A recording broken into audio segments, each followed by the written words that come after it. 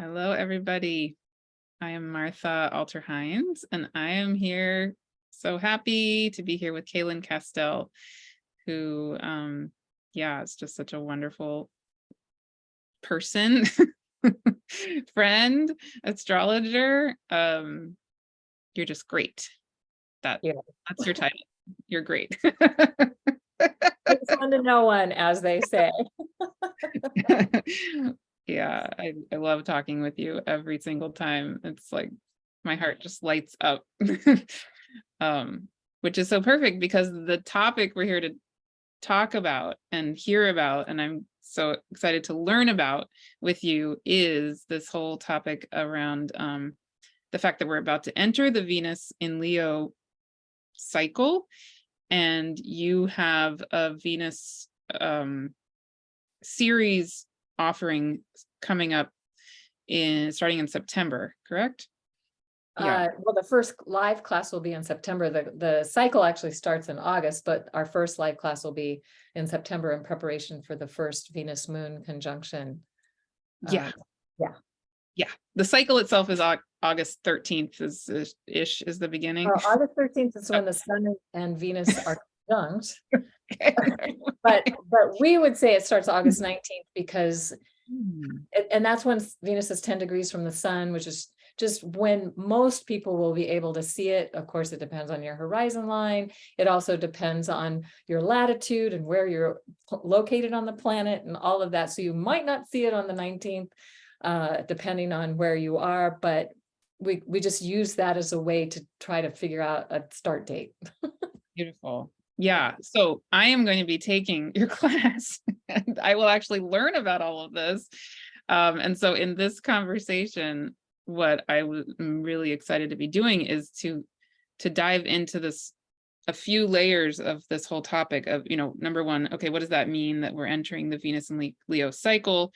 But then what's even more fun and exciting to me personally, and what I'm excited to learn about with you over the long term is the many layers of what a Venus signature is, and in addition, how this new cycle plays into all of that.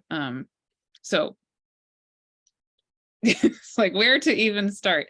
I just also want to name, though, we were just saying this before we started recording, that as we're making this recording, so beautifully, perfectly timed, because today, we're doing this on July 27th, 2023, Mercury is conjunct Venus, who is going retrograde, and they're trining the north node of the moon. And they're also trining both of our natal Venuses, basically, because we both have Venus in Aries. And yeah, so it's like, And as I was mentioning earlier to you, Martha, and people might find fun that, especially if you know the story of Inanna's descent into the underworld and then her ascent back out of the underworld. In the story, she meets with Ninshabar, who is her friend, also is described as her servant or her handmaid, or there's different ways it's been translated.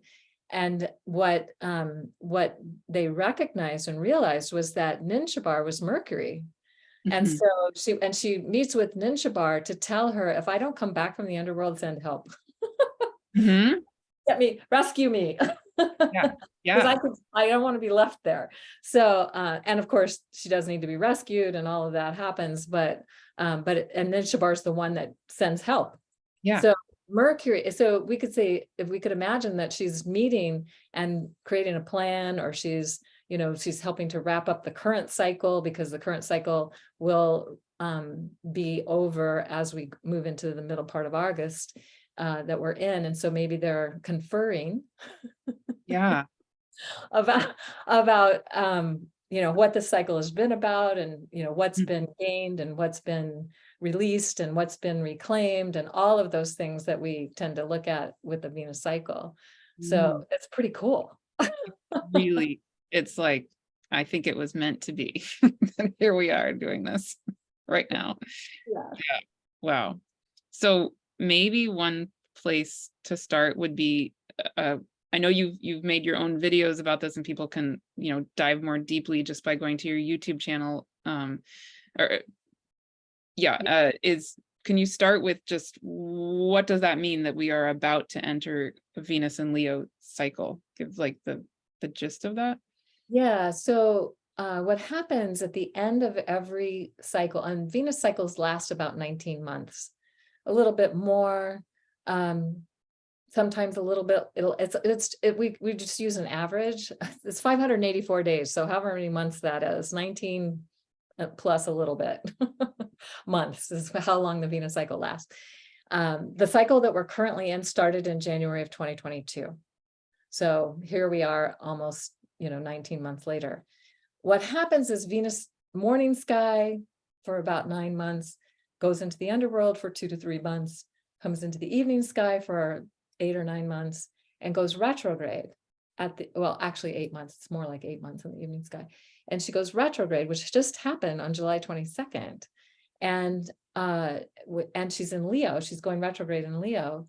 But she's completing the cycle she started in January of 2022, and that was the Capricorn meta goddess cycle. So we refer to the sign that Venus is in when she rises this morning star as the meta goddess that is infusing the consciousness of the planet, of Earth, of humans and all life here, that's infusing them with that archetypal energy. And it's going through a process of releasing anything that is distorted energy and then reclaiming healthy way of being. And so we look at Capricorn as the elders, the wise ones, and particularly when it's Venus, the grandmothers, the wise elder grandmothers. And so we've been working with that energy all through the current Venus cycle. And this is now going into its synthesis phase, where it's really synthesizing everything that has happened over the last almost 19 months. And then beginning the preparation for going through the metamorphic change from Capricorn to Leo. Wow. So what's interesting about Capricorn and Leo is both could be seen as archetypal energies that have to do with leadership, but for different reasons. So, and with the grandmothers, there is a prophecy that says that when the voices of the grandmothers are heard again, then the earth will go through return to peace, return to a more peaceful way of being. And that the Iroquois Confederacy, they said to the founding fathers of the United States that they could model our Constitution, the US Constitution, after theirs, but the thing they should not forget is to always listen to the voices of the grandmothers, and that they should somehow be included in that, because they made no important decisions without consulting the wisdom of the grandmothers, and their Constitution had lasted for over 1,000 years. Well, they said, if you don't include the grandmother wisdom, you're going to get in trouble. Yeah. Guess what? That's what happened. Guess what? Guess where we're at.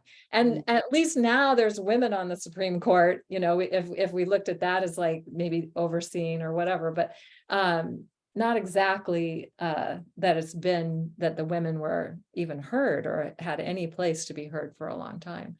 So perhaps that's changing, but every time Venus goes through the cycle of Capricorn, is an opportunity to really not only listen to the elders that are grandmother, especially the wise ones, grandmother wise ones that are outside of us, but the one that lives inside of us.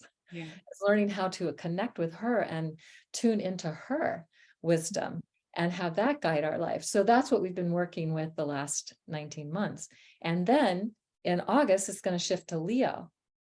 And so this is the sovereign queen energy, or being somebody who can make the decisions for your own life from a place of sovereignty. You're not doing it to make other people feel okay, or you're trying to take care of everybody else so you'll be okay. But it's really about how do we step into a greater place of self-love, self-confidence, self-approval, self-acceptance, self-respect,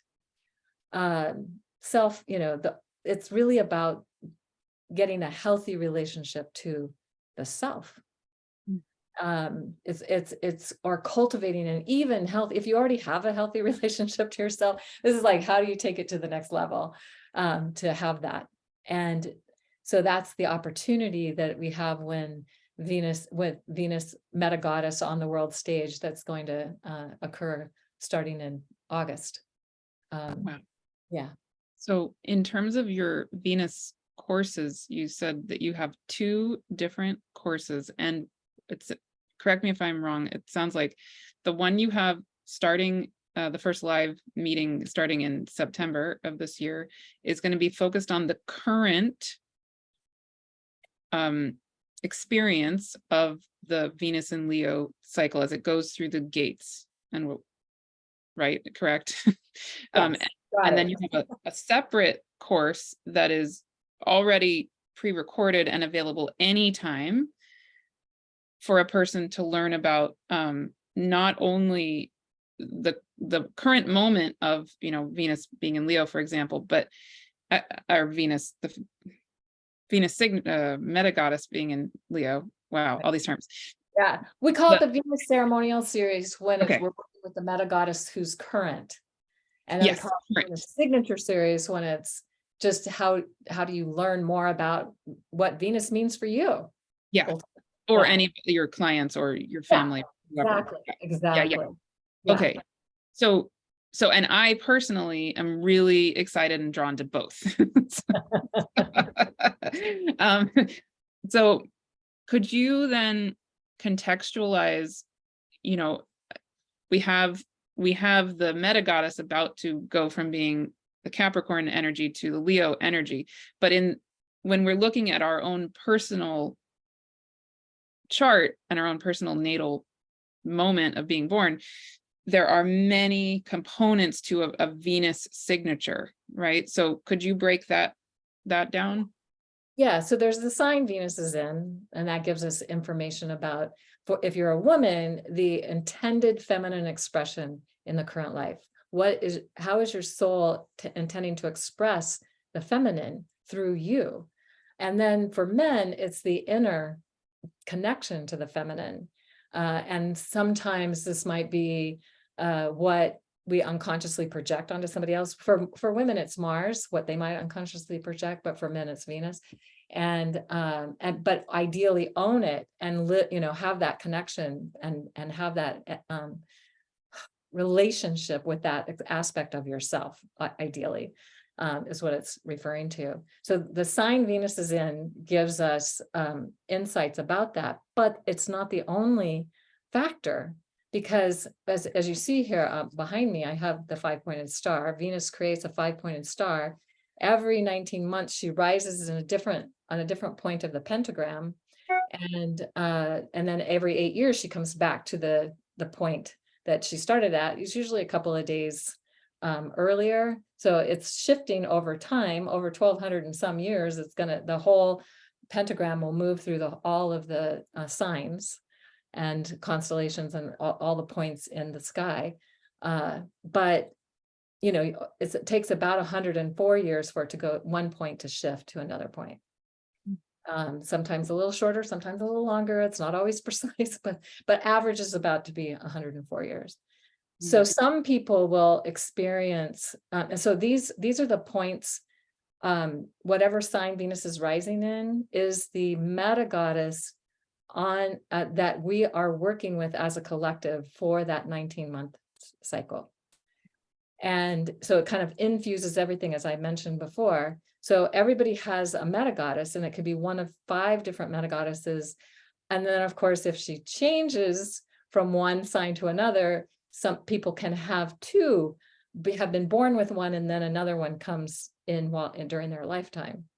That happened to me. So I was born with the Scorpio meta goddess, and then she started rising in Libra in 2018.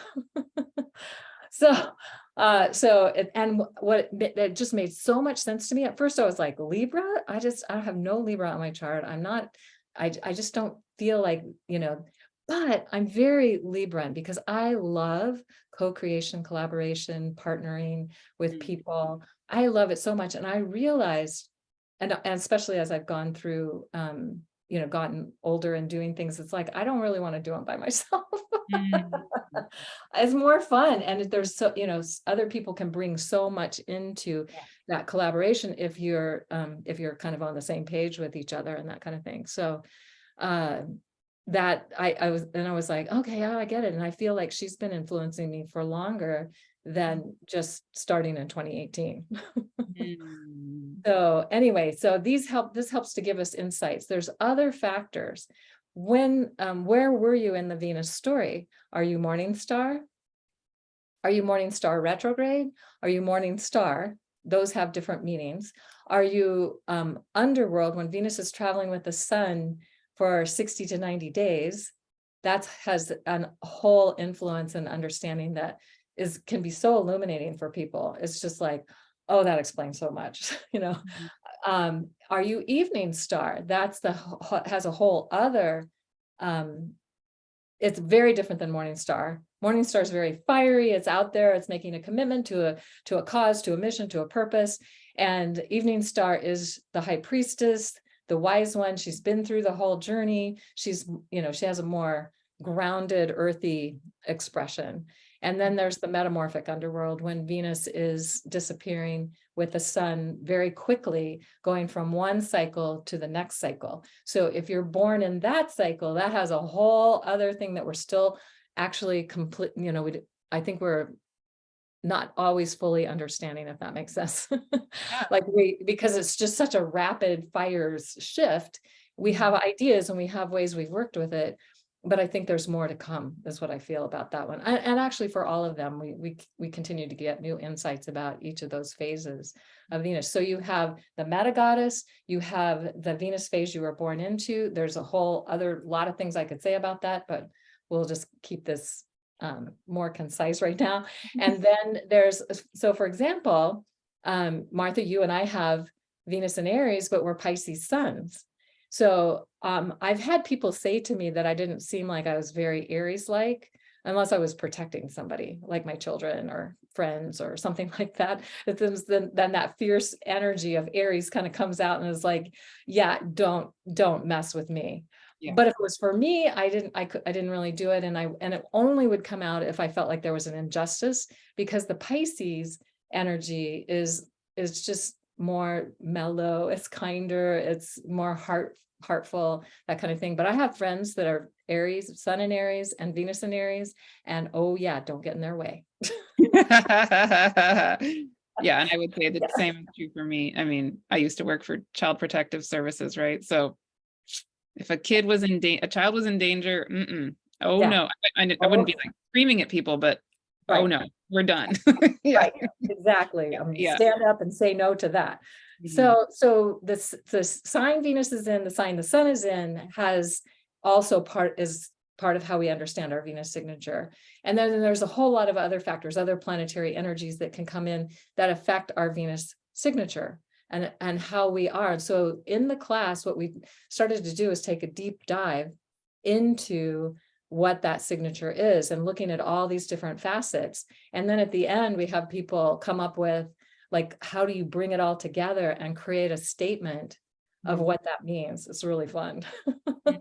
Like, Yeah. just coming up with, like, it's kind of like almost a mantra or a vision statement or something about how your Venus, how your feminine energy is operating through you, and how you can give in a way, it's like giving acknowledgement and permission and awareness to all these different aspects of how the divine feminine is expressing through you. It's So pretty cool. People love it. yeah. And then you can help other people with that too, once you understand all those different aspects of that. It's not just the sign Venus is in. That's just not enough. And then there's also the gate you were born in, right? That's one more layer, right? Right. So some people are born in what we call the chakra gates of Venus, and these are happen after Venus. So Venus rises in the morning sky, Mm. retrograde. Then she goes direct about 16 days later, sometimes longer, sometimes shorter. It's an average. And then she starts making conjunctions with the moon in the morning sky. And in the story of Inanna, these represent the gates she was descending into the underworld through. And at each gate, she has to give up a vestment. So the first thing she has to give up is her crown, representing the crown chakra. Then she has a rod and staff, it represents her brow chakra. She has a necklace that represents her throat chakra. She has a breastplate, represents her heart chakra. So at each of these gates, she's having to let these go. And the way that we tune into this is she's letting go of any distortions related to those chakras when she symbolically gives up those vestments. So each Venus Moon conjunction represents a chakra gate. And so some people are born into that, and but not everybody. But more people are born into it than aren't. I have to say it, like I did the percentages, and I think it's like 70% or something. People who are born with Venus retrograde is like 5%. And then if they're born with Venus in the underworld conjunct the sun, it's like 1%. It's like less people that are born in that time, because it's a very short time. It's only 7 or 8 days and every 19-month cycle. So it's a short time. But and then Venus morning star, evening star is like 7 or 8 months. If you count the retrograde, it can be a little bit longer. And so that's why we have more people born with the morning star or the evening star. Right. Yeah. And if you're born in an inferior or superior conjunction, you wouldn't be born into the chakra gates, because she wouldn't be conjunct. Yes. So the way that we like to say it is interior conjunction, because it's between the sun, interior. Yeah, the earth, the sun, and Venus is going between them. So it's interior. And then the exterior conjunction is when she's on the other side of the sun. So she's with the sun longer, because she goes into the beams of the sun, and it takes her a longer time when she's on the other side of the sun from Earth's perspective to reemerge from morning sky to evening sky. But in the retrograde, she goes from evening sky to morning sky, and it's fast. It's like 7 or 8 days, fast movement. Okay. Yeah. And so if you're retrograde Venus conjunct the sun, then you're in the metamorphic underworld. And it's that sort of, the caterpillar becoming the butterfly. Yeah. Although it doesn't happen that fast for the caterpillar probably to become the butterfly, but as it does for Venus. And so that's the interior conjunction is the underworld. Yeah. The superior is when you're transitioning between. Yeah, the superior or well, I don't know. I always get them mixed up, inferior and superior, because to me that implies one's better than the other. So yeah. So I just say interior Venus retrograde, exterior Venus is not retrograde, and it takes longer to get around the sun from Earth's perspective. Got it. Yeah. Okay. Cool. So using you and me as an example, because I think we're such a good example, because we have so much in common and yet very distinct things, yes. Right? to give people an example. So you and I both have Venus in the sign of Aries. We both also happen to have our sun in Pisces. Our birthdays are 1 day apart, but years apart, but yeah. Yes. And so because our Venus is in Aries and our sun is in Pisces, we're both evening stars. Yes. Venus is an evening star. The sun sets before Venus. Yeah. All that. So all of that is the same for you and me. But I was born in the metagoddess Leo signature, right? And you were born in the metagoddess of Scorpio signature. And then our chakra, we both had chakra, we're born in chakra gates, mine being the 8th. Yeah, the soul star chakra. Yeah, we also call it the ascension gate, but where it's like an opportunity, like she's gone through all the 7, she's reclaimed her crown, she's reclaimed her connection to divine authority, being her own divine authority, right? At that point when she reclaims that. And then there's that 8th gate is, and I'm just going to say really quickly, I heard the guy who created conscious languaging, Robert Stevens, I think was his name, or Bob Stevens. He talked about how we're always so busy in the 7 chakras of like figuring out how to manifest and do things and accomplish things and all of that, that we forget to enjoy it. And that's the 8th chakra. Really? I like to look at the 8th chakra that way. I was like, oh, that's so brilliant. So yeah. So it's that ascension, or, moving into a higher consciousness and awareness of having gone through all of the things that exist within the body, and then moving into that higher realm. I think that's the eighth gate, and that's the one you were born into. Yeah, yeah. And you said you're I'm born into. throat chakra, which makes total sense to me because as a child, I was very much discouraged from speaking. And as I got older, I was afraid to speak because I thought if I said something, I might get killed, or I might be burned at the stake, or I don't know. It was like I might be dismissed or tortured or abandoned or whatever it was. So I was afraid to speak in front of people. I was absolutely terrified. Mm, My heart would pound so hard I thought I was going to pass out. mm. So it's been something for me to really work with. And I do have Pluto opposite my Mercury, so that's another way that has manifested. But at the throat, it's like reclaiming my voice and being able to speak and share what I know and not care if people don't like it. Wow. Right? It's like, okay, you can, whatever works for you is fine. I'm not attached, and I don't feel like I'm going to die or be killed or some way, like excommunicated or something because I said something people don't like. Mhm. And for you, having the Scorpio meta goddess signature, how does that feel? And can you describe that a little bit? Yeah. So when we look at the expression of the feminine through Scorpio, and what's fascinating is in the patriarchal culture, or the dominator culture, is a maybe better way to say that, the two archetypal energies that were most repressed and suppressed, especially for the feminine, were Scorpio and Virgo. Wow. Yes. So if, Scorpio has been seen as the witch, well, she's powerful. She's, and that was they needed to suppress and repress that energy, because when the feminine is in that powerful energy, then she can't be dominated and she can't be controlled. So, so part of, I think, and we had the Scorpio meta goddess on the world stage for 96 years. She started rising in the 20s, I think it was, and then in 2018 it shifted to Libra. But it's been a reclaiming, reclaiming the power of the divine feminine through the Scorpio archetype as shaman, as sorceress. I like to use the word sorceress because she's connecting to source. She has the ability to create magic, and through aligning her will with divine will, she is powerful. There's nothing she can't accomplish or do. Now, there's always the shadow side of that, of course, but we're always about how do we bring the healthy expression of the powerful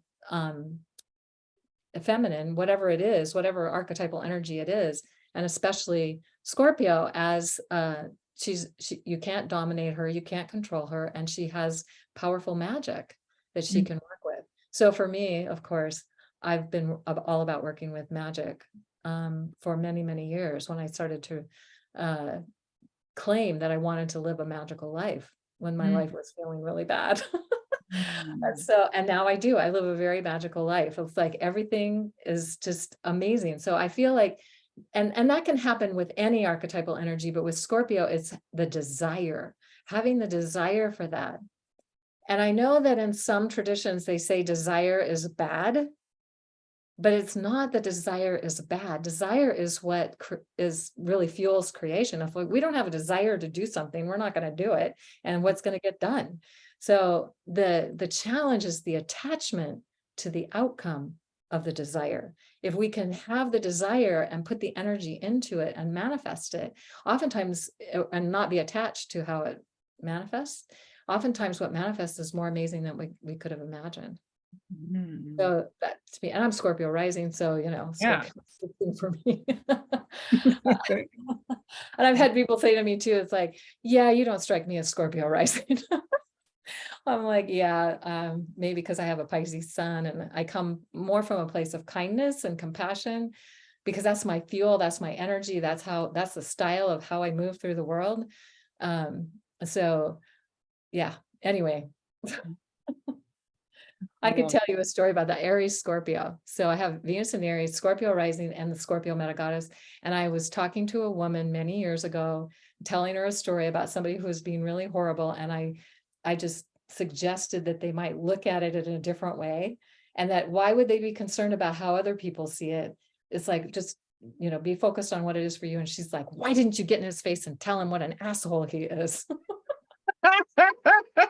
He was Scorpio sun and Aries rising, I think. And I'm like, and this is when I really understood it. Like, I had never said it in this way before, but I said, I'm a Pisces sun. That's not my style. wow. Like, wow, that was just so illuminating. I was so grateful for that conversation. Fascinating. Yeah, right. And I can totally resonate, of Yeah, I course. bet you can. Yes. Um, so then to compare with a Leo signature meta goddess for me and that star chakra gate, I mean, how would you compare the two Venus signature energies? Right. They're different because, well, I mean, there's similarities, absolutely, and there's differences because the Leo meta goddess is here when she's coming on into the we could say the consciousness of humanity, right? When she's more present in the consciousness of humanity, it's really about self-love, recognizing that you're a divine being and that ultimately there's nothing you have to do. There's things you'll want to do. But just your being is enough. And when we can, because I know that a lot of my doing has been driven from the fact that I haven't felt like I was enough, just being myself. And so I was proving myself. Oh, and that is a lot of what the dominator culture has conditioned us into. Like, you need to prove yourself and you need to be successful in certain kinds of ways so you can prove that you have value and worth. Leo doesn't need that. I mean, it might operate like that because that's our cultural conditioning at this time. But when we can really understand that our being is a gift to this reality, our presence and how we show up and how we love who we are and radiate that into the world, that changes everything. It's like that powerful, healthy expression of self-love. And when we're vibrating with that, we vibrate that into the world. It's like being shining ones. We shine that into the world, and that affects everything. Yeah. Yeah. And it helps change our reality. So I always get excited about the Leo cycle because this is where we get to look at, okay, so where are we still held up? Where do we still have distortions? Where do we still have beliefs that hold us back? And how can we let those go, transmute, transform, do the alchemy around all that through the Venus cycle? So fun and so good. Yeah, and I can say for me also natally, I have my Saturn in Leo. So I feel like you tell me if you have another thought about it, but for me, it's been a journey. My Saturn is in Leo in the 11th house. And so, a lot of what I do in the world these days is a lot of like Leo-ish group leadery kind of things, right?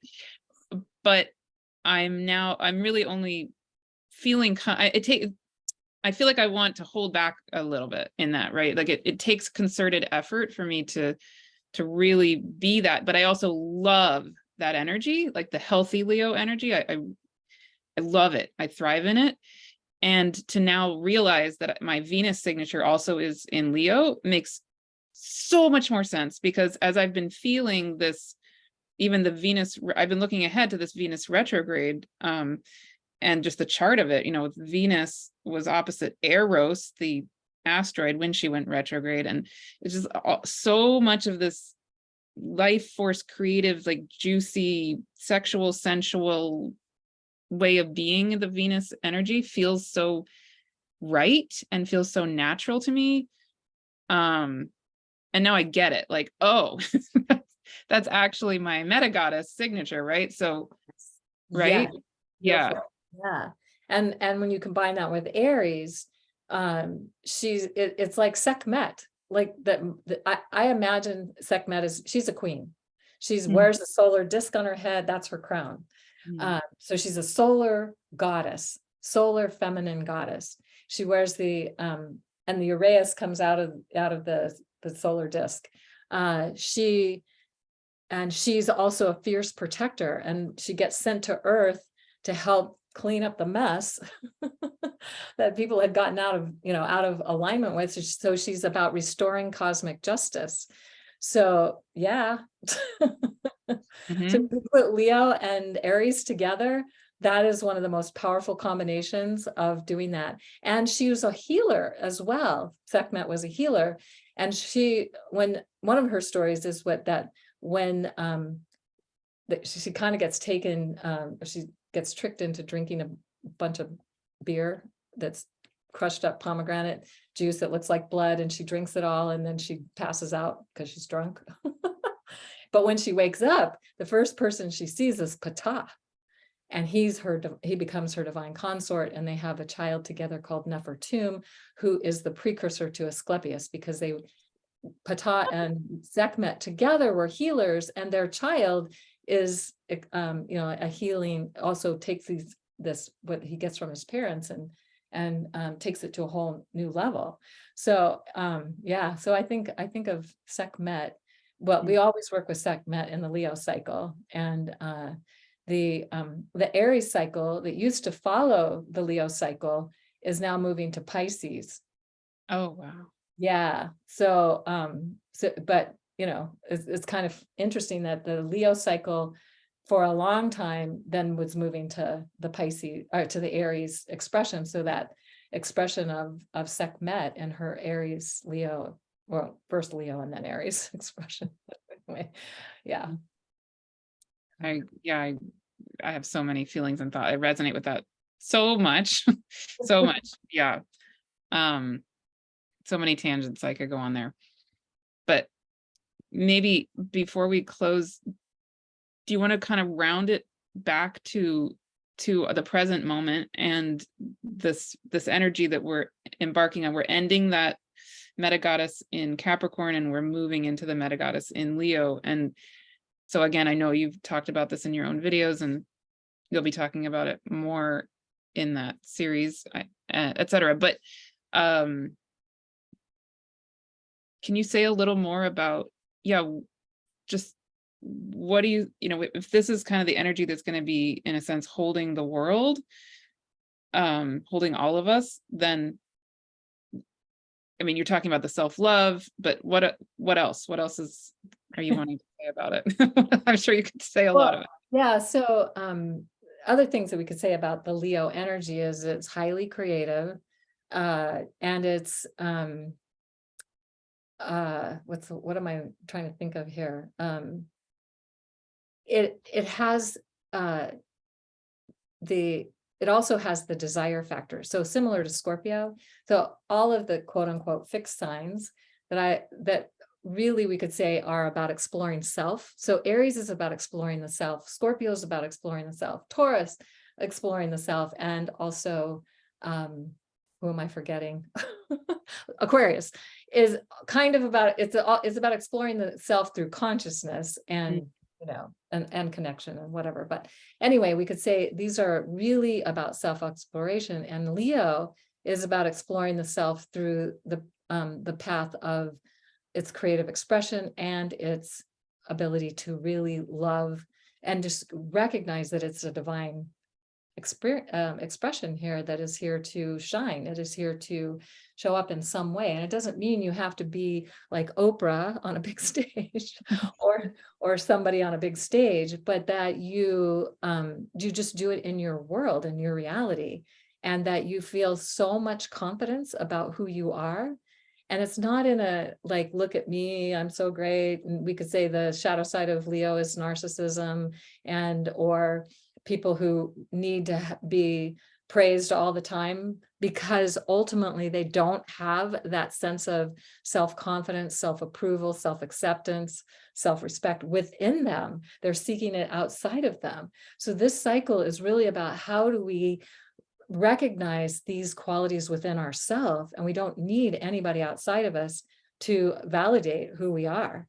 And the reality is that if we have that within ourselves, people will validate it.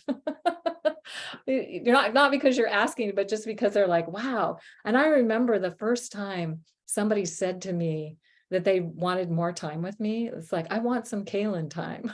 And I Oh. was like, really? What? Oh my God. I was so surprised. Mm. And I wasn't like seeking that or trying to have, it was just like, it came kind of out of nowhere for me. More and more people were like, they wanted to be in my presence. They wanted to be in my energy. And I started to recognize, oh, that's because I am really loving and valuing myself more than I ever have. And I, didn't start out that way. So it was surprising. So it was a reflection back to me about how I'd been making progress with my own. I have a lot of Leo on my chart, my own process of self-love, and coming from a place where I felt like I was an unwanted child. My father wanted my mother to have an abortion. This was back in the 1950s when it was illegal. Okay, it's illegal again, but anyway. Mm. So, and he wanted her to have an illegal abortion, and she refused. That was one way she stood in her own Aries moon. Like, I'm not doing what you're telling me to do because I'm protecting my child that's inside of me. And so, but I knew that growing up. It's like, I wasn't supposed to be here. I ruined my father's life, all these different factors that I had to process through to get to the place where I was like, okay, it's good that I'm here. Mm, mm, mm, And people are happy that I'm here. So, oh mm. yay. Anyway, that's the Leo journey. Oftentimes we have to go through that hard, challenging places where we don't feel wanted, we don't feel loved, we don't feel like we should be here. We've maybe created problems or challenges for other people in some way. And our opportunity is to recognize that it has nothing, whatever that is out there, that has nothing to do with who we are inside ourselves. And that self-love comes from the inside out, not the outside in. Yeah. Yeah. And I was actually emailing with Melanie Reinhardt yesterday or the day before about Leo energy. and and we were talking about the Saturn in Leo signature too. And I think I'm noticing this theme just as we're talking, that the people I particularly love and who I gravitate, resonate with so strongly are people who like you, who do the Leo thing in a really healthy way. And part of the healthy way is like a humility with it, right? Like it's fully present, fully shine, fully I am who I am. I am the beautiful, infinite flower of the divine that is me. And I'm going to let the sun, be in relationship to me and help me open my petals all the way. But I also recognize that I'm one of infinite flowers, and we're all so beautiful, right? Like that's how I think of really healthy Leo energy is. So I don't need to take all the limelight. Like, that's not the point, but that I get to be fully me, because the world needs the flower that is me. But then I'm with the flower that is you, and I feel like you do that. I feel like Melanie does that. I feel, there's certain people I really, really, And really when we resonate can with. shine in our light with other people, then we shine brighter together. Yes, yes. And you're reminding me of my favorite, what I consider Leo quote from Marianne Williamson, who wrote Return to Love, and this comes from that book, is our greatest fear is not that we're inadequate. Our greatest fear is that we're powerful beyond measure. It is our light, not our darkness, that frightens us most. We are all children of God. We are all meant to shine as children do. Our playing small does not serve anyone. Yes, But exactly. when we can allow our light to shine, our own light to shine, then it gives permission to others to do the same. So it's a healthy expression of shining your light. It's like, oh, look how great I am, and I'm going to shine so bright that you're going to be diminished, No. which is often the more narcissistic shadow side of Leo. Mhm. Right. Yeah.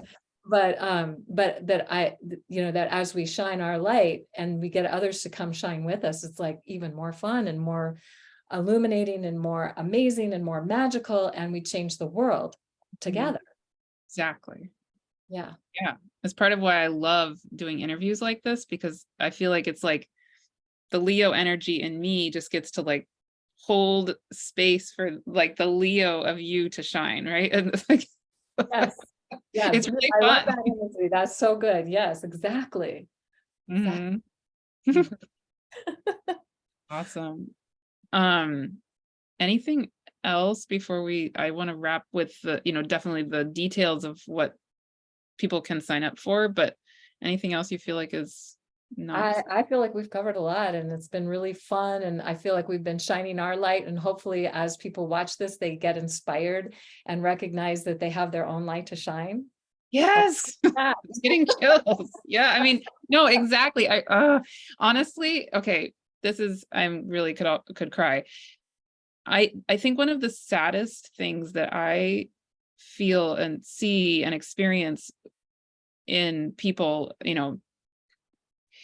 in general is the sense of over and over and over again hearing from people and witnessing them not feeling worthy to be seen, to to be known, to exist, all of it is like, I think that's, I don't know, 80 to 90% of people I interact with, and probably all of us feel that in some way, but it's like a pattern I feel, and I feel like if I could give people any gift at all in the world, it's to feel this healthy Leo energy, and to really get it that, you're totally unconditionally loved. You are perfect. You are a literal masterpiece of the divine. You're an artwork. I mean, you are an art piece, literally, right? So I feel like that's the potential maybe in part of this Leo meta goddess time that we're moving into. It's like, please, please, please, please, please, please, please feel that. Please remember that you're perfect and great, and we need you. Yeah. Yeah. And so if people are inspired by this and they would like to engage this journey, this initiatory journey with us, then they can go to venusalchemy.com and there should be a link to the current Venus class that will start in September, as you mentioned. And the thing that we have found about this is that in physics, they talk about the how when we come together and we exponentially increase the power of our personal intention when we're in a group that is sharing that intention. So that's something that we have found has been really true in the Venus cycle. Like if you've been wanting to get to a place of greater self-love and you feel stuck, maybe being with a group of people that are focusing on getting to a place of greater self-love could be helpful. Yeah. So if that's something that speaks to you, that's awesome. And you can come and join with us and we'd love to have you. Also the Venus Signature Series, if you go to the Venus classes, on the menu at venusalchemy.com, then you can get access to both of the Venus Signature and the Venus Ceremonial Series, if that's something that you're wanting to take a deeper dive into. And I'll put both links for both classes. Oh, perfect. Yeah. Perfect. Yeah. Yeah. And then just in general, Cayelin, I mean, I know you do, you have the Star Alchemy classes also.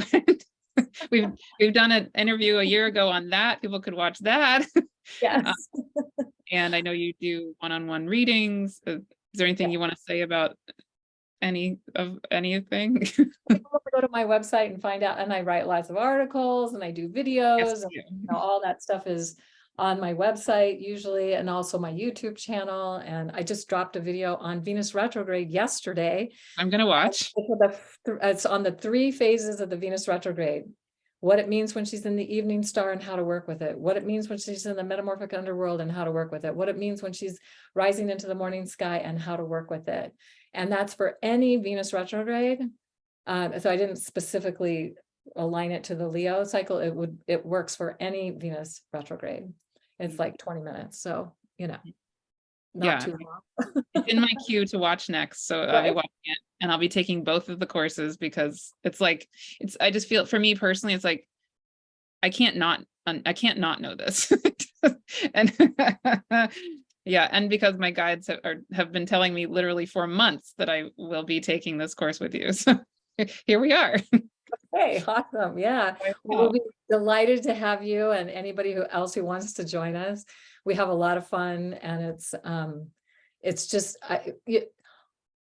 there's a whole other story about how I got into this, but I'm just saying this has lit me up like nothing else has lit me up in decades, probably. Amazing. So it's definitely got a lot of life force and energy that's connected to it.